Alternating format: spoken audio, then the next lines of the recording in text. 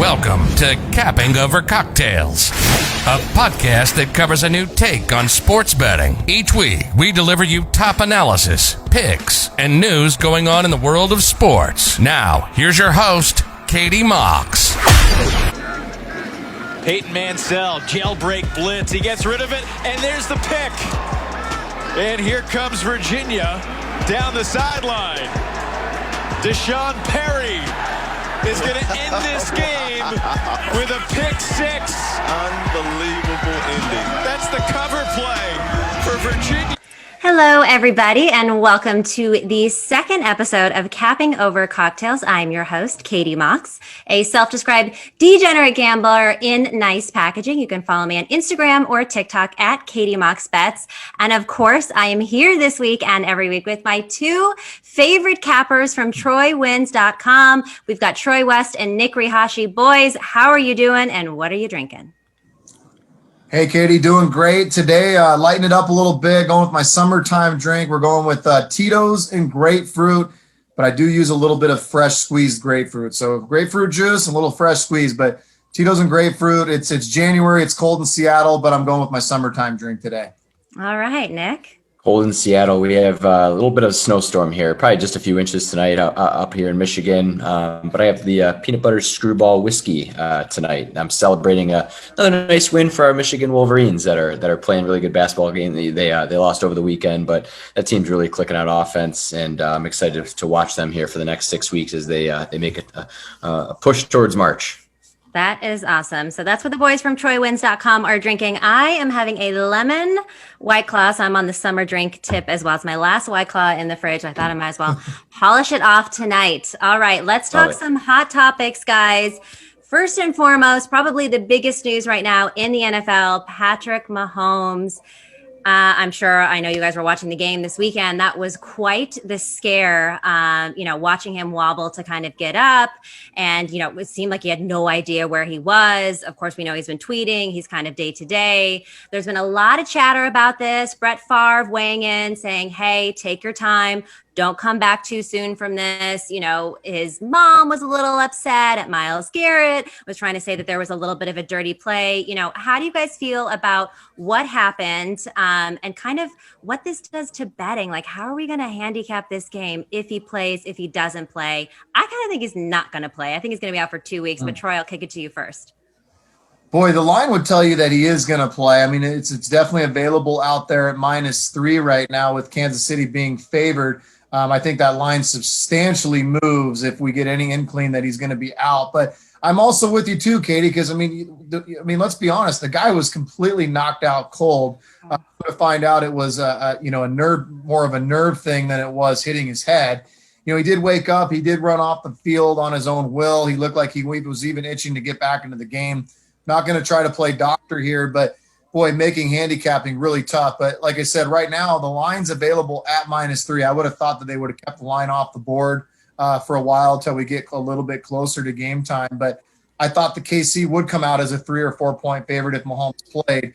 If he doesn't play, we're going to see this line go crazy. And it'll be interesting to watch. It's obviously Tuesday today, but, over the next couple of days what happens. But being as young as he is, I hope he plays it smart. And I hope the doctors, we've seen so much craziness with the concussion protocols. I hope he plays it safe. Yeah, absolutely. I mean, I forgot what I was going to say. Nick, tell me what you're thinking.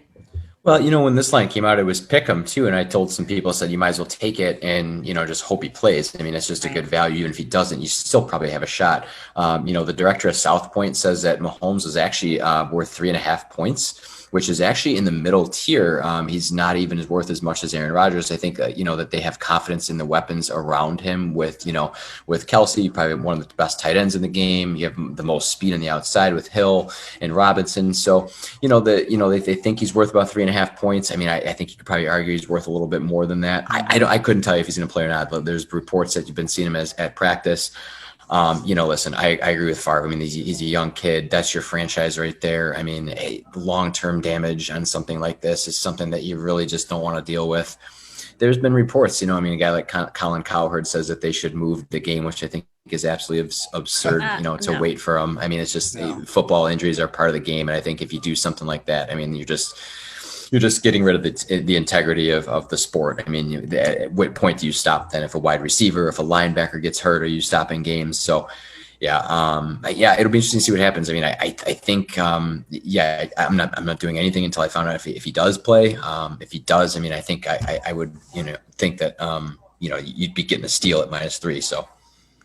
Yeah, absolutely. I mean, for me, I took the Browns +10. So when he went out, I was shocked and terrified for him, and I wanted him to be okay. But I was like, well, now I have a chance to cover because he was playing phenomenally, and I don't think it would have been within 10 points had he stayed in that game. What about the broader kind of story here on concussions, right? Lamar Jackson went out with a concussion as well. Two of the hottest players in the NFL, kind of the future of the NFL, all getting really bad concussions. And what does this say about these mobile quarterbacks who are running plays? And it's not that they have no one to throw to necessarily. It's like the play was, to run. So how do you guys feel about that? Do you think there's going to be a change in the way that coaches are playing these quarterbacks? Are they going to try to have them hang back? Because, once you cross that line of scrimmage, you are fair game. And, they're not built like running backs are. So, the risk of injury is much higher. Nick? Yeah, it's hard to take the the ad-libbing out of a player. I mean, when the pocket breaks down, I mean, your instinct is to just get the heck out of there, and run away from these defensive linemen. So I think it's gonna be really hard to get these guys to stop. I mean, they've already done a really good job, the NFL, of protecting the quarterback, and teaching these guys to slide is one thing, but I mean, when you're 4th and 3, and you got to dive ahead to win a football game. I mean, you're going to see these guys that are trying to win. I think that's usually what's going to come at all costs.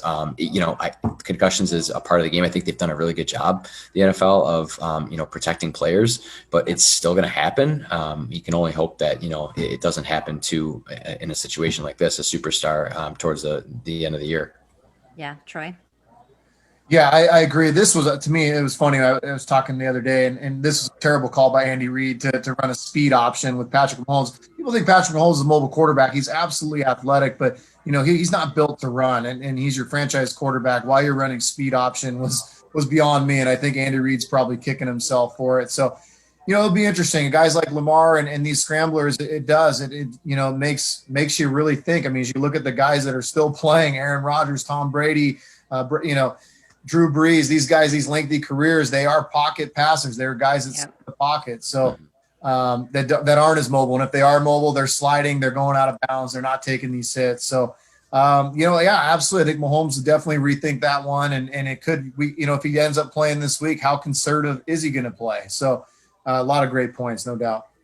Yeah, absolutely. All right. So we're going to wait till closer to game time, or at least we know if he's playing or not, to try to take a stab at that game. All right. The other big news in the sports world today is the Mets' new manager fired today over sexual harassment claims from a reporter when he was in Chicago. I have read through these text messages. He had something crazy like 62 unanswered sexting messages to this woman. He had sent dick pics, all of the things above. What do you guys think of this? Obviously, I think the Mets did the right thing. I don't think the Mets are necessarily culpable at all because, they didn't know that this was going on. There is something to be said about the fact that he was just hired and these allegations come out. I know that they were trying to protect the victim in this when he was at Chicago. But Troy, what do you think? Embarrassing for the Mets, right? Yeah, this is a huge debacle without a doubt. I'm just disgusted with the New York Mets. The fact a guy of this stature getting in a GM role is just beyond me. It's terrible all the way around. I mean, this is a franchise that's really trying to get things turned around. They signed some big names last year. They're trying to compete in the NL East. And this is bad. I mean, because if you're a free agent, whether this guy is a part of the franchise or not, it still leaves that nasty negative connotation of the New York Mets. So, boy, they're going to have a really hard time rebounding from this because I don't think any big names are going to want to be affiliated with that type of program. It's just disgusting. Feel sick for the victim. And I they did the right thing, canning him right away, not even really giving him an opportunity to say much. So I'm happy the Mets did that. Just a bad situation for baseball and the Mets. I mean, like I said, this would be really tough for them to rebound from. Yeah. Nick? Yeah, I mean, I agree to a certain extent, but I think the Mets acting quickly, I think gives them an opportunity to move on. I think Steve Cohen, the new owner, I think, I think they're really going to change things up in Queens this, moving forward. I think that this is a step in the right direction of saying that this is a no tolerance thing. I mean, I think they maybe missed on the due diligence of stuff like this, but like you say, I mean, this stuff a lot of times will come out after the fact, but it just goes to show you that your texts and your social media, I mean, that stuff's out there forever. So you need to make good decisions, really from the jump. So I wish the best for the Mets moving forward. I hope that they get past this and are able to find a good GM, because I think that the new ownership group out there is really has a great opportunity to do something big. I mean, they have deep pockets, they're willing to spend some money, and they're willing to to be a little bit of a different franchise than they've been in the last decade or so. Yeah, absolutely. I mean, also, guys, don't send 62 on messages that nobody's responding to. Okay, send one, maybe two, but 62 is ridiculous. And by the way, no girl wants a picture of your junk unsolicited. Nobody wants it. It's never going to work. Don't do it. And certainly don't do it to a reporter if you work in baseball. I mean, the amount of stupidity of this guy, he deserves everything that's being thrown at him. I'm glad that there's justice for the victim. I understand why she waited, because, she was still working in baseball and didn't want to have implications for her own career, which is a whole other topic for women. But moving on back to the NFL. Look, Tom Brady did it. He's not at the Super Bowl quite yet, but we're seeing a lot of the talk earlier this season is who is better, Bill Belichick or Tom Brady? Who's going to end up on top? Well, of course, we know who that is. It's Tom Brady. And there's been a lot of, talk this season about his relationship with Arians and, if it's good, if it's bad. Arians has kind of thrown some shade a little bit at Brady in the beginning of this season. But now he's switched and he's thrown a little bit of shade at Belichick, saying, he never really let Brady coach. Now, this is an interesting one for me, because I'm not sure that, Bill needed Tom to coach, if that was something that was kind of, even something in the realm of what they would talk about. But Troy, how do you feel about Arians shading, Belichick a little bit? Is he validated? Is it shady? How do you feel? Yeah, it's definitely, to me, it's shady. I like Arians. He seems like a classy guy. I love the fire he brings, and maybe he's being sarcastic here, but to me, Bill Belichick's the greatest of all time in this industry, without a doubt. This is nowhere near a dynasty. What Tom Brady did in New England is absolutely phenomenal. I think Belichick had a huge part of that. What Tom's done this year for Tampa Bay has been nothing short of remarkable, but this was a talented roster that he stepped into. They went and got Antonio Brown. They went and got Gronk. They upgraded their defense. So yeah, Arians, not a guy I would mess with would be Bill Belichick. That guy's earned every strike that he's deserved. So a little disappointed Arians would throw a little cheap shot, if I'm being honest. He's still, like you said, he still hasn't won the big one yet. This weekend, Sunday, will be the feather in the cap, without a doubt. If they get to a Super Bowl, it's a different story, but I wouldn't be throwing shade until you get to the Super Bowl. Nick? Yeah, Bill's been having quiet jabs at people for years. He's had all the luxury of having Tom Brady over the last 20 years. I mean, I think he probably just got the best of Arians a little bit. And he's just, I think, letting Tom, coach or whatever. I mean, Tom can coach whenever he wants. I mean, he's got 21 years in the league. I mean, he knows everything about these offenses. He knows everything about the defenses that he's going up against. So, yeah, I mean, is it disrespectful to Bill Belichick, who has, six Super Bowls? Yeah, it definitely is. But, hey, Bill's been doing this stuff for years, and I think he's been pissing off a lot of coaches. So I think it's just had that one chance. At what point are coaches looking to their quarterbacks to be a coach too? That just seems like it's almost like he's slighting himself a little bit, that he doesn't feel confident enough in what he's doing, that he's relinquishing some of that control to Tom. So I thought that was a little strange. All right, NBA. They're not in the bubble anymore, right? All the talk this summer was how amazing the NBA did. They were the poster child for sports. Absolutely no COVID. They open it back up. Some arenas even have fans. And guess what? COVID is postponing games. About 15 games have been rescheduled so far. And the NBA is reportedly discussing expanding the rosters as COVID-19 cases continue to disrupt the season. How do you guys feel about this? Is it obviously COVID is COVID, right? I don't think we're going to shut down the season by any means, but do you think they need to go back in a bubble? Do you think NBA needs to make some changes? Do you like them expanding the rosters? Nick? Yeah, listen, COVID's been, dealing with sports. I mean, they've been postponing games here since we started college football and even actually through baseball too. I think it's still going to happen here throughout the season. I think that's okay. I think that's the reason there's 70 plus games. I mean, if you have to reschedule a couple of them and you got off nights with basketball and guys are used to playing back to back. I think they'd even, toyed with the notion of having, some triple headers or maybe some teams that stay and play, back to back games versus each other. So, I think there's ways to get around it. I think it's going to continue to happen. I mean, the NBA has probably one of the best minor league systems in a sense with the G League. I mean, these are guys that are ready to come up. A lot of them have two-way contracts. So, I mean, these guys can come up when they need if, you have to expand their rosters and you need to, get a couple of guys on your bench. So I hope they don't go back to the bubble. I think it's too many teams right now. I think now going into the playoffs, I think that's something that's important because you can't be postponing playoff games. But right now, I think, just dealing with a couple of postponements and reschedules, I think you can just manage that throughout the regular season and then see what happens. Cool. Troy?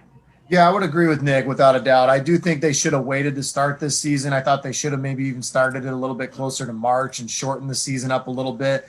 But yeah, too many teams to go into the bubble. I agree with Nick. I mean, I guess they could have done a Western Conference and an Eastern Conference, but it is the reality that we're in, and cancellations are going to happen. And just like baseball and what we've seen in the NFL and college football, just got to kind of prolong the season. It may end up being a long season, but I do hope they figure out something with the playoffs and maybe do an expansion. Maybe they shorten up at the end or do something like they did last year. Or in the bubble last year where they had a play-in game. I thought that was kind of fun. So I hope they do the right thing, get creative, but I'm with Nick. Going to a bubble wouldn't work out right now with this many teams. Yeah, I think out of all of the commissioners, Adam Silver is definitely the best. So the NBA, I think, is going to be in good hands. Yeah. Barstool Sportsbook, third in overall action in Pennsylvania. They finished number one in revenue, something crazy like 19.1 hold percentage. This is some kind of a record. Nick, I know you were really interested in this story. Talk to us. Well, Barstool Sports is a very, it appeals to a very young generation. It appeals to, I think primarily it's the college group.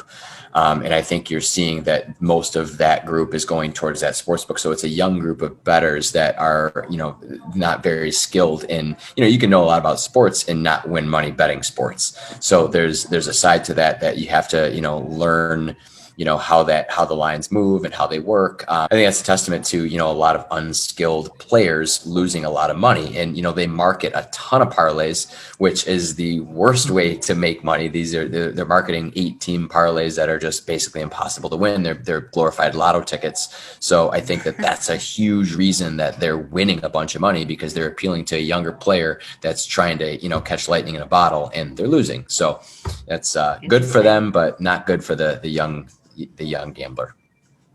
Okay, so what would your advice be to the young gambler?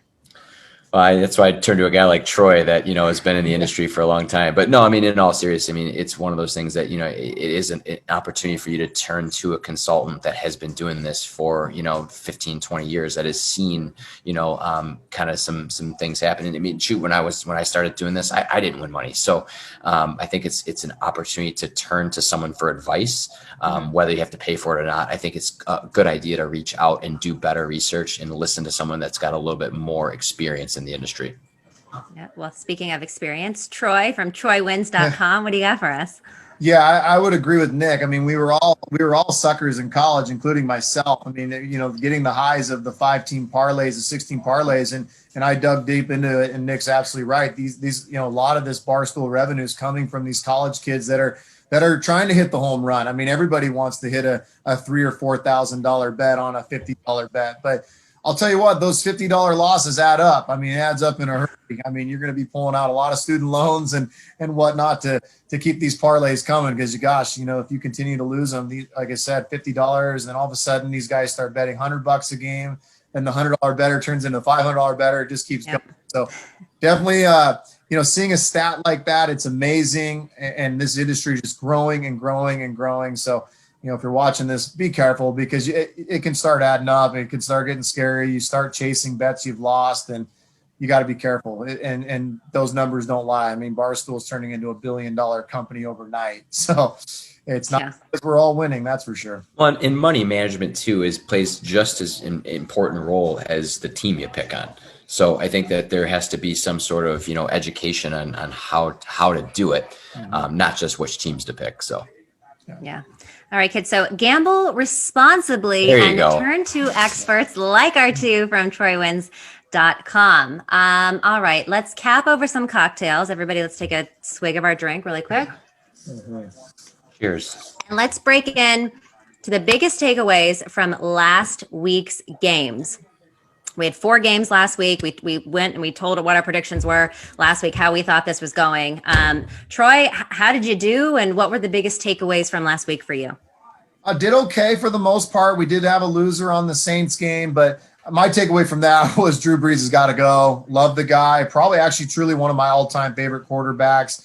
Just a true family man, a guy that was 5'11", a loyal guy, a competitor, but just did not have the arm strength. Couldn't get the ball down the field. Michael Thomas played hurt. I was telling Nick earlier, I'm not going to take anything away from Tampa Bay, but the reality is the Saints really kind of just gave this game away. Yeah, those interceptions were. 7, Jared Cook, who's a 10-year-plus veteran, fumbles the ball. So one of my takeaways from it was we're overvaluing Tampa Bay. I still think it's a good Bucs team, but let's be real. They beat the Redskins, who were 7-9 and had no business being in the playoffs, and they beat a Saints team that was without Taysom Hill, Michael Thomas that was playing on one foot. They were just banged up, and they weren't ready for that test. And then the other takeaway, Green Bay's the real deal. I mean, Aaron Rodgers is the number 1 defense in the NFL. Guy looked unbelievable. 50 touchdowns, 5 interceptions on the year. I couldn't even believe that stat when I saw it. I had no idea I knew he was MVP caliber, but Aaron Rodgers is playing at an all-time level.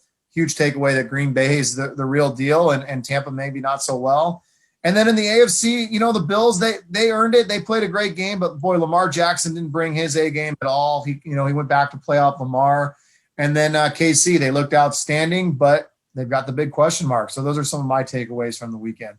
Yeah, I will say I was the only one on the Bills. Y'all were saying last week about Lamar Jackson, and I wasn't convinced. That's my one claim to fame. At this point, Nick, tell us what you learned this weekend and what some key takeaways. Yeah, from a takeaway standpoint, I'll lean towards one of the losing teams, and that's Cleveland. I'm really impressed with what they did in the playoffs and throughout the regular season. I think they're ahead of schedule. I think Kevin Stefanski's come in and really done a great job in building a great culture there. Baker Mayfield has grown up over the past 3 years. Obviously, he had his issues in college, but I think he's really become a great leader. And they have a lot of pieces on that team that they can really make a run. And I would be looking at them next year. I think you'll probably still see Baltimore, Pittsburgh as the 2 favorites to win the division, but I'd be looking at Cleveland as a potential future bet on them winning the AFC North. And then kind of looking over the NFC, Tom's Tom Brady, but he hasn't looked great in the playoffs so far. His defense has won him some games, and he's had some missed throws. So that'll be interesting to see what he does up in Lambeau. He's been very open about, he hasn't been in the cold for quite some time. He's been down in Tampa now. He's not a cold weather guy, even though he played up in New England. But, he's been playing in warm weather in domes now for the past year. So now you got to go take that 43-year-old arm up to a cold Lambeau. We'll just see. He had some issues with accuracy over the weekend. So we'll see how that plays. I'll be looking at that this weekend. So. Okay, awesome. So let's move on to this week. We've got the division championship games. First up, the NFC, the Bucs versus the Packers. Obviously, I'm sure there might be some movement here on these, but Packers right now favored by 3, over under 51 points. Now, I know you guys aren't going to give your picks on this because you're going to have to pay for that, listeners. But why don't you just break this game down for us? Nick, I'll start with you. How are you leaning, or is there any fun prop bets that you would look at? Is there any players that we should be, honing in on a little bit more? What do you think? Yeah, I love the first touchdown prop. It's probably been one of my big favorites. I would look at the running backs in the Green Bay game. I think this could be one of those games where you see, a team kind of get down inside the 5 and run maybe with Aaron Jones or so I think I would or Leonard Fournette. So I would look towards that being early on a little bit more of a running type of game. So I would maybe look at that as a prop bet. But yeah, from a standpoint of a pick on the game, I don't really have one yet. I haven't really gotten too much into it, but I would look towards maybe the under in a sense. I think again, looking at the way Tom's played, so far now going up into some cold weather, I think that could change just the way they decide to run their offense this weekend. Yeah, Troy. Yeah, this one excites me. I was shocked to see it at -3. I actually thought it would be higher. I really did. I think, just the way the teams have been playing, I think we overreact a little bit with the way Tampa's played their last two games. Like I said, beating the Redskins, not impressive. Beating a banged up Saints team, not that impressive, where Green Bay just really put their stamp down and put up a lot of points against a good Rams defense. So, still need to really dive into this one. We got to remember that, I hate to look at what happened earlier in the year, but Tampa put a steam, absolutely rolled Green Bay earlier in the year. So you have to wonder, are there a lot of mismatches on the offensive line? Green Bay's missing some of their key starters on the offensive line. So that could play a big role against a very strong veteran defense with Tampa Bay. They got Pierre-Paul and Sue, and Devin White played outstanding last week. So a lot to still dive into this game, but it's intriguing. I just thought Green Bay would come out as like a 5 or 6 point favorite. So the fact that it's at 3 has me scratching my head a little bit and needing to dig a little bit deeper into this one. Do you think it's still that kind of Tom Brady effect that people just give him more than he's worth because he's Tom Brady and he's, usually the closer here? Yeah, he's been amazing in the playoffs. Numbers don't lie, without a doubt. But he has laid some eggs this year. Without a doubt, he's laid eggs 7 times this year, to the point where people were kind of calling for his retirement. So he's back. So you're right, Katie. I mean, that definitely has got to play a role into the line, is the fact that this guy is ungodly in the championship round. Yeah, absolutely. I'm going for the Packers on this one. All right, AFC, my Bills, my number 2 team this season versus Kansas City. We got into this a little bit with Patrick Mahomes, so there's even more question marks with this game. But let's just talk about this as if Patrick Mahomes is going to play the game and it's a nerve thing and not necessarily a big concussion.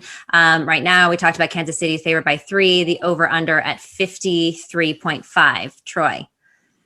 Boy, yeah, obviously the quarterback situation, let's go past that because we truly don't know. But if it is Chad Henne, I think the Chiefs are in for a long night. And that guy just, he made a couple big plays at the end of that game against the Browns to get it done. But I don't think he's capable of beating the Bills. I just don't. So if he's out, it's Bills money line, it's Bills spread. I think the Chiefs are going to struggle. But that being said, Bills played good football. They held the Ravens to 3 points last week. That's hard to do. Josh Allen's playing at an elite level. Stephon Diggs, what an incredible year. I just saw 17 straight games with 6 catches or more. That's an NFL record. He's playing incredible football right now. Hard to go against the Bills. If both quarterbacks are playing, I'd lean on I'd lean on the over, but both defenses are playing great too. Chiefs are playing great defense. Bills are playing great defense. Quarterback's a big question mark, as I said, but I'd probably, if both quarterbacks do go, I think we're going to see both guys sling the ball around the field. I'd probably lean on the over. Nick? My heart gets involved in this game a little bit because I really do. I want the Bills to win, but at the same time, we have this potential for a matchup in the Super Bowl that, is just full of star power. I mean, you could have, Mahomes versus Brady, Mahomes versus Rodgers. I mean, you just talk about what kind of quarterback matchup, that could be. I'd love to see that happen. I guess it's kind of a toss up for me. I mean, I'd like to see the Bills, be there. I mean, like I say, I mentioned on the last pod that, I grew up in that era where, watching them lose 4 straight Super Bowls. It'd be nice to see them get back. Be really cool for that community. Shoot, you got Tampa too, that has the opportunity to, have the first ever home Super Bowl game, so really cool story there. Championship Sunday is kind of one of those Sundays that is real special to me. I mean, it's a fun 7.5 hours of football. I'm really looking forward to it. I can't figure out where my heart lies right now. So we'll have to wait and see. Yeah, last year's Championship Sunday was more fun for me because I was at Levi Stadium watching my Niners pummel the Packers, which of course couldn't be farther than a year away. Right. And how about the Bills Mafia, though, raising all that money for Lamar Jackson's charity? I thought that was super classy. Very cool. For all of the craziness of Bills Mafia and the landing on tables and stuff, they are probably one of the most charitable, fan bases. So big ups to Bills Mafia. Buffalo, Green Bay would be really cool. It'd be kind of that battle of the cities that just really get behind their team. I don't know who's ever been up to Lambeau Field, but it's a great atmosphere up there. I mean, it's you picture a football field in the middle of a neighborhood, and that's all it is. Everybody walks from their home to go to the game. It's just really a cool atmosphere. And Buffalo is just the same type of fan base. So to see those two fan bases go against each other would also be a really cool storyline. So lots of possibilities. Those are the 2 small town teams, right? Yeah. Everything else is in a big city except for Green Bay and Buffalo. And you're right, they have some of the most passionate fan bases. So I'm hoping for a Green Bay and Bills Super Bowl. So we'll see how that goes. But all right. So that's what we're thinking for this week. Of course, if you guys want expert picks, then sign up with my dudes at troywins.com and they will set you up for their best bets and plays for the weekend. Moving on to the Mox Minute, Michigan. Nick, Michigan has now made online gambling and sports betting legal starting on Friday. You've been able to bet in casinos since March. Obviously, COVID kind of broke that down pretty fast. It was approved in December. It's rolling out come March. There are 9 different platforms that are associated or they can operate, and it's FanDuel, it's BetMGM, it's Penn Sports, DraftKings. I mean, pretty much everybody. How are we feeling about this? I mean, obviously, with the expansion of sports betting, it's exciting for all of us that are kind of, involved in it. I'm still waiting for California.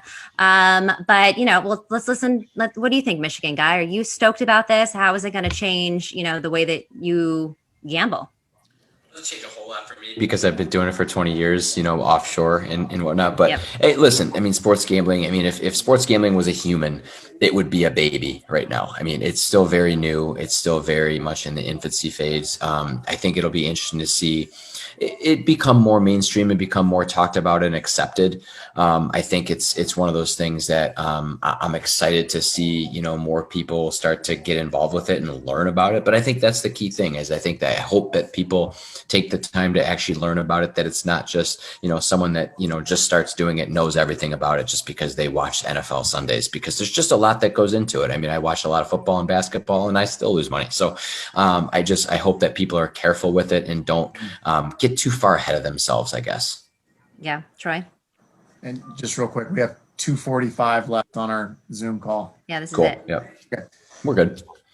Yeah, no, I'm excited. I think it's great. I love seeing the expansion of it. But Nick hit some great points. We saw, like I said, I just hope the younger population out there is just careful because I mean, let's be real. They're gambling it's an addiction. It's addiction for a lot of people. It's addiction for me. But over the years, now I'm 33. It was an addiction. 16 to 24. Boy, I lost my ass. And so I just hope these people out there can really gamble responsibly because there's not a lot of counseling out there, and even handicappers like myself, Nick. Sometimes we get bad. People think we're out to kill people too, right? And we're not. We're here to help. We're absolutely here to help, but sometimes handicappers get bad JoJo behind them. So I just hope the younger population is responsible, does it the right way. And I don't want to see anybody losing their hard-earned money, and that's I think what we're going to see. And obviously you're seeing with the Barstool stat. So just be careful out there. Be careful. All right. Well, that concludes the Mox Minute. Gamble responsibly. Thank you so much, everyone, for tuning in, and we will see you next week. Cheers, guys. Cheers. Enjoy the games.